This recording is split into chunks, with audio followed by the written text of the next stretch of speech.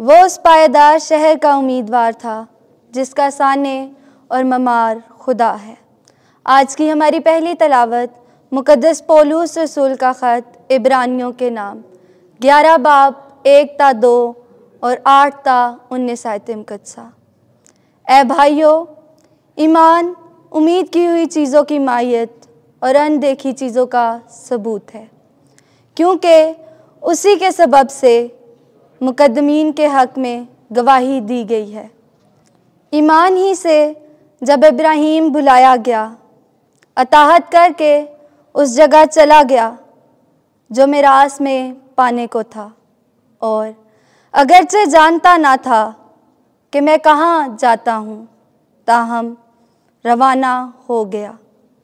ایمان ہی سے ملک موعود میں اس طرح جا بسا گویا اجنبی ہے، اور اسحاق اور یعقوب سمیت جو اس وعدہ کے ہم میراث تھے خیموں میں رہتا تھا، کیونکہ وہ اس پائیدار شہر کا امیدوار تھا جس کا سانے اور ممار خدا ہے۔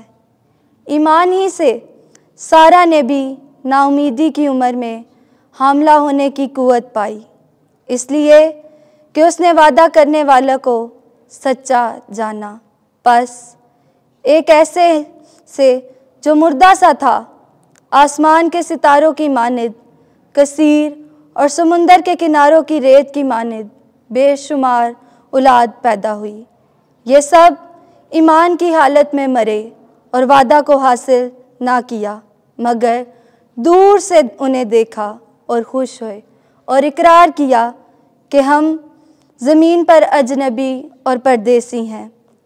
ایسی باتیں کہنے والے ظاہر کرتے ہیں کہ ہم ایک وطن کی تلاش میں ہیں، اور اگر وہ اسے یاد کرتے جس سے وہ نکل آئے تھے تو انہیں واپس جانے کا بھی موقع تھا، مگر وہ فی الحقیقت اس سے افضل یعنی آسمانی وطن کے مشتاق تھے۔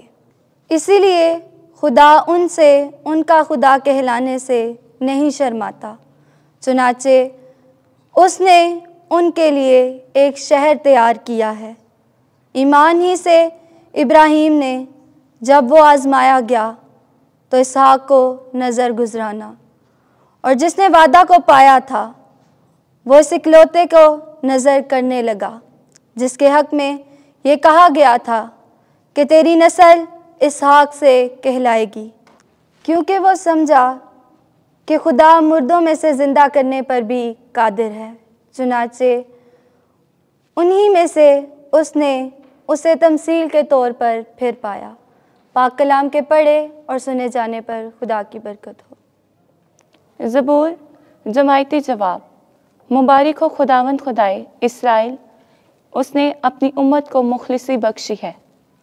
اس نے اپنے بندہ داؤد کے گھرانے میں ہمارے لیے کرن نجات نصب کیا، جیسا اس نے اپنے ان انبیاء پاک منہ سے کہا تھا جو قدیم سے ہوتے ہوئے آئے ہیں۔ جماعتی جواب۔ مبارک ہو خداوند خدائے اسرائیل، اس نے اپنی امت کو مخلصی بخشی ہے کہ اس نے ہم کو ہمارے دشمنوں سے اور ہمارے سب کینہ وروں کے ہاتھ سے نجات بخشی، اور کہ اس نے ہمارے باپ دادا پر رحم کر کے اپنے پاک عہد کو یاد فرمایا۔ جماعتی جواب۔